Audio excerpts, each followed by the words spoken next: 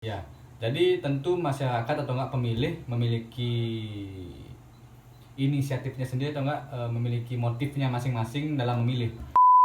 Tanggapan karena saya tahu beberapa masyarakat dan beberapa orang di Republik ini menentang pilkada serentak, Bli. Ya. Dan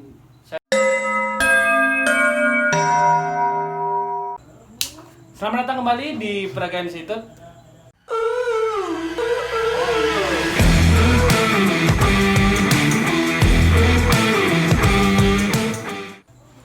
Nah, kawan-kawan, kita ketemu lagi dengan tamu selanjutnya nih.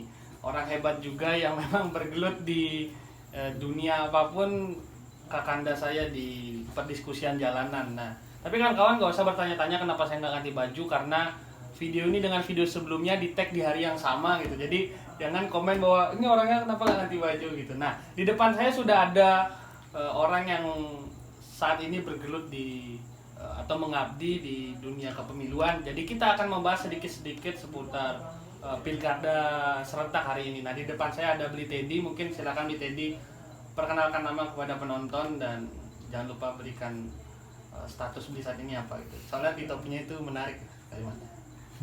Kenalkan, saya Teddy. Sekian, terima kasih.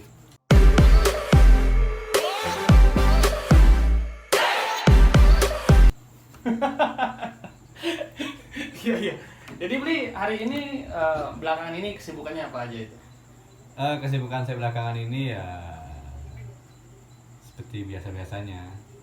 Karena tahun ini adalah tahun yang cukup padat karena Orang sibuk Kota biasa. Denpasar sedang mempersiapkan perhelatan demokrasi untuk memilih kembali wali kota dan wakil wali kota untuk Kalau 5 nggak salah, tahun ke depan. Beli yang nyalon ya? Makanya apa kampanyenya di Braga situ? Nah. Oh, enggak ya? Kebetulan usia belum mencukupi kan, Oh. minimal untuk menjadi pemimpin sebuah daerah itu kan 30 tahun. Kan Beli udah 30. Belum lah. Oh, belum. Masih 20 tahun. Lagi 10 tahun. Jadi Beli Teddy ini sekarang kebetulan mengabdi di PPK, Beli ya. Ya. Nah, mungkin kepada penonton, kan penonton nggak tahu tuh, mungkin masyarakat umum, teman-teman yang nonton video ini, apa sih PPK itu sebenarnya, Beli, dan tugasnya apa? Jadi PPK merupakan akronim dari Panitia Pemilihan Kecamatan. Jadi PPK ini adalah perpanjangan tangan dari KPU Kabupaten Kota. Ya. Karena kebetulan saya di Denpasar, jadi perpanjangan tangan dari KPU Kota Denpasar yang nantinya bisa Kecamatan mana tuh? Kalau saya pribadi Kecamatan Denpasar Timur karena kebetulan domisili di Dentim. Dentim. Tugasnya apa aja PPK itu? Jadi tugasnya tentu melaksanakan perintah undang-undang ya. Undang-undang soal pilkada. Benar-benar. Tulisannya misalnya kayak PKPU, Juknis dan sebagainya. Tapi yang paling penting sih melaksanakan dan menyelenggarakan pemilihan di tingkatan kecamatan. Jadi seperti yang saya katakan tadi, PPK itu merupakan jembatan antara desa atau kelurahan dan KPU. Karena basis data itu lebih banyak di desa kelurahan. Dan kita di kecamatan sebagai perpanjangan tangan untuk menyampaikan ke KPU Kota Denpasar. Jadi sudah berapa lama tugas tuh? Sudah berapa bulan lah, dan sampai kapan? Kalau dikatakan berapa bulan, kalau saya nggak salah sudah menginjak 5 bulan ya. Karena PPK itu dilantik, prosesnya sih sudah sejak awal tahun 2020. Dilantik akhir Februari, sempat bekerja masa 1 bulan. Habis itu kita dihentikan sejenak karena COVID itu ditunda selama kurang lebih 3 bulan. Pada tanggal 15 Juni kita diaktifkan kembali untuk melaksanakan tugas sampai hari ini. Sampai hari ini berarti masih bertugas sampai bulan Januari. Januari ya? Ya, SK-nya. Karena kan setelah pemungutan suara kan ada perhitungan suara kayak gitulah, itu kan masih panjang juga prosesnya. Jadinya kita bertugas sampai bulan Januari. Jadi singkatnya Bli Teddy ini salah satu pejuang demokrasi. Ya kurang lebih seperti itulah bahasanya. Dan kalau boleh tahu tuh Bli, sebenarnya pilkada hari ini itu apa sih yang perlu masyarakat ketahui? Karena ketika saya baca-baca sedikit, angka golput di negara ini cukup tinggi tuh Bli. Mungkin menurut Beli sebagai salah satu orang yang bergelut di dunia kepemiluan hari ini, bagaimana sih caranya Beli ini, misalnya banyak yang nonton nanti ya Setunggara, mengajak masyarakat agar mencoblos gitu Beli, dan berikan juga tanggapannya manfaat bagi masyarakat yang mencoblos gitu. Sekaligus langsung kampanye gitu. Mengkampanyekan agar masyarakat tidak golput kan tentunya seperti iya. itu. Sebelum cukup berat ya pertanyaannya. Jadi apa nih yang berbeda di pilkada hari ini dengan pilkada-pilkada sebelumnya? Jadi buat teman-teman penonton Praga Institute yang belum mengetahui, jadi ada beberapa hal nih yang berbeda dari pilkada-pilkada sebelumnya. Jadi di pemilu terakhir tahun 2019, Pileg Pilpres, itu satu TPS jumlahnya 800 pemilih. Dan tahun ini di pilkada serentak karena kondisi pandemi COVID-19 dibatasi menjadi 500 pemilih. Satu TPS 500 pemilih. Selanjutnya apa? Selanjutnya tentu KPU sebagai penyelenggara wajib menjamin petugas-petugasnya untuk menjaga kesehatan serta menjamin bahwa ia itu sehat walafiat, bebas dari COVID-19 ataupun influenza. Jadi sebelum bertugas kita sudah di rapid test. Iya. Artinya disterilkan dulu lah. Ya. Petugas-petugasnya. Ya, jadi karena rapid test itu kan sebuah bentuk mitigasi, karena jika rapid test reaktif maka akan ditindaklanjuti kayak gitu. Habis itu petugas-petugas dilengkapi dengan standar APD, pelindung diri seperti masker, hand gloves, habis itu ada hand sanitizer, ada juga disinfektan, iya. Kan di tempat itu pemungutan suara mungkin ada benda-benda yang harus disemprot. Iya, dan juga face shield. Jadi kita juga dibekali face shield. Jadi kalau kita ke lapangan verifikasi faktual, misalnya ke rumah-rumah penduduk, kita wajib untuk bawa hand gloves, pakai masker, pakai face shield. Dan juga ketika kita ke rumah penduduk, kita nggak boleh masuk ke rumah penduduk. Lalu kalau nggak boleh masuk gimana? Kita kalaupun masuk, kita nggak boleh masuk ke ruangan, kita cukup di terasnya saja. Iya. Dan kebanyakan pada saat kita bertugas, kita lebih banyak di depan pintu pagar aja. Jadi kita menghindari untuk kontak. Meminimalisir kontak. Dan ketika misalnya pemilih tidak menggunakan masker misalnya, kita mengimbau pemilih untuk gunakan masker terlebih dahulu sebelum kita kontak. Dan yang paling penting sih, kita selalu membawa alat tulis sendiri, karena itu yang sering dilupakan kan, itu yang sering lalai. Iya. Kenapa harus bawa alat tulis sendiri? Iya, karena alat tulis itu kan kita pegang nih, kita pegang, kita nggak tahu tangan kita isi apa, apakah nanti supaya nggak ganti-ganti. Jadi itu penting juga untuk dilakukan kita sebagai penyelenggara. Nah, kenapa kita mesti memilih? Karena tentu memilih adalah hak politik yang dimiliki oleh masyarakat. Jadi hak tentu boleh digunakan, tapi boleh juga tidak. Tapi hak politik ini kan masyarakat hanya menggunakan 5 tahun sekali. Masa disia-siakan? Maka dari itu 9 Desember akan datang masanya kita bisa menggunakan hak pilih. Maka dari itu mari bersama-sama datang ke TPS, gunakan hak pilih kita Rabu 9 Desember 2020. Jangan lupa tetap taati protokol kesehatan yang sudah ditetapkan oleh pemerintah. Kayak gitu. Karena gini, karena di TPS juga sudah disiapkan hand sanitizer. Habis itu juga nanti secara berkala ruangan akan disemprotkan disinfektan dan sebagainya. Jadi tenang saja, penyelenggara sudah menyiapkan teknis supaya dari pihak penyelenggara maupun pengguna hak pilih aman dalam pemilihan ini. Iya, artinya segala persiapan sudah dipikirkan sematang mungkin. Dan juga hal yang penting saya dapat dari berita tadi, petugas-petugas yang bergelut di pilkada ini kan sudah sebegitu capeknya, sehingga karena metode yang tahun lalu dengan tahun sekarang kan berbeda ya tentunya. Lebih ribet hal ini. Dan apa sih salahnya kita tinggal mencoblos dengan menghargai petugas-petugas PPK dari KPU dan juga panitia yang lain gitu. Jadi itu merupakan salah satu apresiasi kita terhadap negara. Selain kita menggunakan hak politik, menurut saya beliau salah satu apresiasi kita terhadap negara, petugas pemilu dan juga teman-teman yang ada di panitia gitu. Nah, dan juga apa ya tadi, mungkin banyak yang bertanya-tanya nih, dan juga saya bertanya-tanya nih, kebetulan beliau ada di sini. Banyak tanya nih.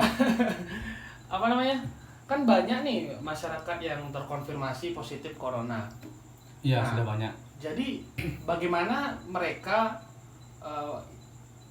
yang artinya sedang diisolasi tapi ingin menggunakan hak politiknya itu, apakah ada petugas khusus yang ditugaskan dari KPU untuk menjangkau masyarakat yang tidak bisa ke TPS gara-gara terisolasi itu? Waduh, ini pertanyaan cukup berat ya. Tapi begini ya, karena ini juga belum saya dapatkan informasinya supaya saya nggak salah ngomong juga. Karena ini kan ranahnya regulator ya, lebih kepada pimpinan yang ada di atas saya. Karena PPK ini kan hanya badan ad hoc sementara. Jadi ketika perhelatan sudah selesai, maka sudah selesai juga tugas kita. Artinya di kepanitiaannya beli di PPK ini tidak mengurusi hal demikian. Tapi yang saya ketahui dari berkali-kali saya mengikuti sosialisasi peraturan KPU nomor 5 terkait dengan tahapan, jadwal, dan program kerja dari KPU, di TPS nanti sebelum masuk ke TPS akan dicek suhu. Cek suhu, iya. Ketika suhu pemilih di atas 37,3 derajat Celcius, maka akan diarahkan ke TPS khusus. TPS berarti ada TPS Ya, khususnya. jadi di masing-masing TPS itu akan disediakan TPS khusus. Kayak gitu. Jadi di TPS itu biasanya kan kita setelah mencoblos, kita biasanya mencelupkan Jari. linking ke tinta. Jadi hari ini itu ada petugasnya KPPS nomor 7 itu meneteskan. Jadi kita tidak mencelupkan tapi diteteskan. Diteteskan. Jadi Berarti, kita tinggal ngasih aja. Iya. Linking aja. Ini informasi menarik sih yang Iya. kebetulan saya juga baru tahu. Berarti nanti ketika hal-hal yang mungkin tidak kita inginkan itu terjadi, ada memang tempat khusus yang memang bisa mengakomodir suara mereka artinya. Iya. Dan juga tadi juga saya baru tahu nanti ketika setelah mencoblos kita tidak mencelupkan jari tapi diteteskan guna menghindari tersebarnya virus corona. Ya, untuk meminimalisir kontak juga kan. Iya. Jadi kenapa KPU sangat concern untuk menjaga hak pilih? Karena ketika menghilangkan hak pilih itu, menghilangkan hak pilih seseorang itu jatuhnya lah hukum pidana. Jadi iya. pidana jadi hukumannya kayak gitu, sanksinya pidana kayak gitu. Jatuhnya Tapi ini pidana. ribet juga, kan serba salah juga penyelenggara pemilu kan, artinya memang harus bekerja lebih keras di tengah pandemi, terutama hal seperti tadi kan tidak saya pikirin juga. Oh iya, harus ditetesin gitu. Iya.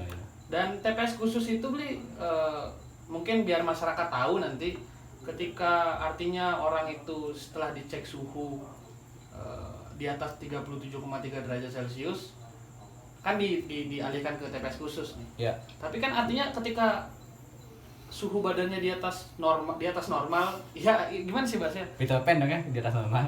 Enggak maksudnya di atas ketentuan normal. Apakah setelah mencoblos mereka ya langsung pulang, apa ada tindak lanjutnya begitu mungkin dari KPU? Nah, itu juga Atau mungkin informasi. bekerja sama dengan dinas terkait? Ya, dengan- sesuai dengan PKPU sih. Jadi setiap program yang dilaksanakan oleh KPU itu selalu bersinergi dengan petugas yang berwenang terkait dengan kesehatan, baik itu gugus tugas, Ini hanya pada saat pandemi apa sebelum-sebelumnya seperti itu? Secara spesifik karena saya terlibat sebagai penyelenggara tahun ini, jadi saya lebih baca regulasi yang tahun ini sih.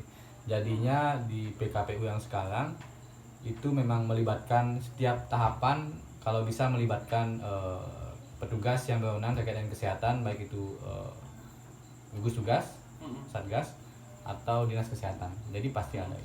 Artinya sudah memang Sudah difikirkan bersinergi. oleh KPU. Iya sih, jadi masyarakat tidak perlu takut untuk datang gitu. Artinya Iya. ketika kalian mungkin ketika dicek di atas suhu sekian, sudah ada tempat yang sudah disiapkan oleh KPU agar semua masyarakat suaranya terakomodir. Jadi jangan khawatir dan jangan lupa ke TPS itu gunakan masker. Iya. Atau mungkin dari KPU ada menyiapkan masker gitu di TPS. mungkin nanti bisa kalian cari juga di channel YouTube-nya KPU Provinsi Bali. Jadi KPU Bali kan membuat juga semacam podcast membahas soal pemilu. Jadi kalau nggak salah komisioner KPU pernah mengatakan bahwa nanti di setiap atau di masing-masing TPS itu disiapkan slop tangan. Jadi sarung tangan plastik itu dibagikan kepada pemilih, dan juga disiapkan masker katanya ketika ada pemilih yang tidak membawa masker. Jadi ketika kita mau memilih, kita dibagikan slop tangan plastik itu kita gunakan untuk memilih kayak gitu. Masih pakai paku ya? Masih pakai paku. Tapi kemarin di berita ini menarik, saya minta tanggapannya beli dari salah satu partai baru mengusulkan. Sebutin aja lah nggak apa-apa. Partai PSI tepatnya ya, mengusulkan agar pencoblosan yang menggunakan paku itu agar masyarakat membawa paku sendiri guna mencegah penularan virus gitu. Tapi dari pihak KPU setahu beli, apakah saran itu dilakukan pada saat penyelenggaraan ini, atau masih menggunakan seperti tadi beli bilang pakai slop plastik gitu karena tidak boleh langsung kontak langsung karena paku itu banyak yang pakai gitu. Iya. Gimana tuh beli? Jadi itu berita juga sempat saya baca. Itu idenya menarik sih, karena kan untuk meminimalisir kontak antara paku dengan banyak pemilih kan kayak gitu. Jadi diminta pemilih untuk datang ke TPS membawa paku sendiri-sendiri. Tapi ini pendapat pribadi ya. Tapi di tengah pandemi untuk mendatangkan pemilih saja sudah cukup berat. Iya. Jadi kita meminta pemilih itu datang ke TPS, saya sudah berat. Karena apa? Karena di tengah pandemi pasti banyak pemilih yang takut atau was-was ya dengan kesehatan mereka, takut melihat berkerumun dan sebagainya. Tetapi untuk masalah paku itu yang tadi saya katakan, jadi secara berkala paku itu akan disterilkan dengan disinfektan kayak gitu. Artinya masyarakat nggak perlu khawatir, artinya tinggal datang saja, semua protokol kesehatan sudah dipikirkan matang-matang oleh petugas yang ada di TPS. Iya, semua sudah Tapi bisa dikonfirmasi oleh beli di video ini bahwa takutnya masyarakat sepotong baca berita gitu, baru baca judulnya itu besok ketika pemilihan mereka bawa paku sendiri gitu. Tapi bisa dikonfirmasi bahwa itu tidak terjadi. Artinya sudah disiapkan slop tangan dan lain-lain. Iya, kalau itu sudah disiapkan, karena yang mengatakan itu kan komisioner KPU provinsi juga. Jadi sarung tangan, nanti masker, nanti paku disterilkan itu akan dilakukan. Yaitu untuk untuk meningkatkan, untuk menjaga kepercayaan masyarakat kepada penyelenggara, bahwa penyelenggara serius melaksanakan atau menyelenggarakan pilkada ini. Meskipun di tengah pandemi kita tetap concern dengan kesehatan masyarakat. Tidak hanya kepada concern terhadap kesehatan pemilih saja, tetapi KPU juga menjamin kesehatan petugas-petugasnya kayak gitu. Dari tingkatan paling atas sampai tingkatan paling bawah gitu. Tapi kalau boleh tahu PPK yang beli ini kan ad hoc seperti yang beli bilang tadi. Ya, betul. Tapi apakah ada asuransi beli atau jaminan kesehatan dari KPU terhadap petugas-petugasnya? Kalau untuk jaminan kan kita nggak tahu di lapangan, tapi semoga kita sehat selalu. Semoga kita sebagai pejuang demokrasi, bukan pahlawan ya. Kalau pahlawan kan sudah tiada ya. Oh, berarti mau jadi pahlawan? Ya, tidak mau. Saya akan tetap jadi pejuang. Iya. Pejuang demokrasi. Jadi untuk masalah asuransi untuk sejauh ini belum sih, karena kan memang sempat dibahas, tapi itu masih belum menemukan titik kesepakatan kayak gitu. Jadi mungkin Astungkara setelah video ini rilis, asuransi itu akan langsung dibuatkan. Kalau memang benar-benar serius kan sampai diasuransikan lah petugas-petugas. Itu ide bagus, nanti siapa tahu nanti akan diturunkan menjadi sebuah regulasi nanti siapa tahu. Astungkara lah. Dan juga mungkin beli saya minta tanggapannya terakhir kepada penonton. Artinya begini, masyarakat itu kan akan bertanya nih dalam dirinya sendiri, apakah saya perlu untuk datang ke TPS mencoblos? Tapi dari cerita-cerita kita tadi, saya juga cukup sedih ketika, tapi saya KTP-nya Beleng kan nggak mencoblos. Iya. Tapi ketika saya memposisikan diri sebagai masyarakat Denpasar dan mendengar cerita beli tadi bahwa sudah door to door ke rumah-rumah verifikasi data dan lain-lain lah, dan ya itu bisa dibilang capek dan melelahkan. Kalau saya secara pribadi sebagai masyarakat Denpasar, guna menghargai petugas-petugas KPU atau PPK yang sudah capek ke lapangan ini, ya salah satunya dengan cara datang ke TPS. Dan di sisi lain itu kan kita juga menggunakan hak politik kita. Nah, menurut Beli, apa sih alasan masyarakat yang perlu diketahui untuk mencoblos di TPS gitu? Artinya Beli harus memberikan keyakinan sebagai salah satu petugas PPK kepada penonton yang mungkin masih bertanya-tanya kenapa saya harus datang ke TPS gitu. Terakhir lah. Jadi ini saya diminta untuk meyakinkan pemilih. Meyakinkan penonton masyarakat yang kebetulan di Denpasar ini untuk mencoblos datang ke TPS. Ya, jadi tentu masyarakat atau enggak pemilih memiliki inisiatifnya sendiri atau enggak memiliki motifnya masing-masing dalam memilih. Jokowi adalah seperti yang saya katakan di awal bahwa hak politik ini kita hanya bisa gunakan 5 tahun sekali. Hanya 5 tahun sekali. Habis itu kita mesti memaksimalkan hak politik kita, karena dengan terpilihnya pemimpin baru, harapannya ke depan bisa lebih leluasa untuk yang namanya membuat kebijakan-kebijakan strategis. Karena ini kan posisi politik ini, kalau wali kota wakil wali kota nih. Jadi tentu kebijakan-kebijakan politik, kebijakan-kebijakan strategisnya untuk menanggulangi bencana non alam ini bisa lebih leluasa ketimbang nantinya tidak memilih, habis itu seperti yang Arya katakan, memilih itu juga menjadi bagian dari apresiasi masyarakat. Karena apa? Karena misalnya pilkada ini ditunda lagi, kan banyak nih yang yang mendorong supaya supaya pilkada ini ditunda. Karena ketika pilkada ditunda, maka nanti kan pemimpin atau enggak pemimpin daerah yang sekarang ini kan masa jabatannya di awal tahun depan. Nanti ketika mereka berakhir masa jabatannya, maka ada PLT, PJS, pejabat sementara. PJS itu kan memiliki wewenang terbatas, jadi hanya menjalankan apa yang sudah ada aja, tidak bisa melakukan inovasi, tidak bisa melakukan perubahan.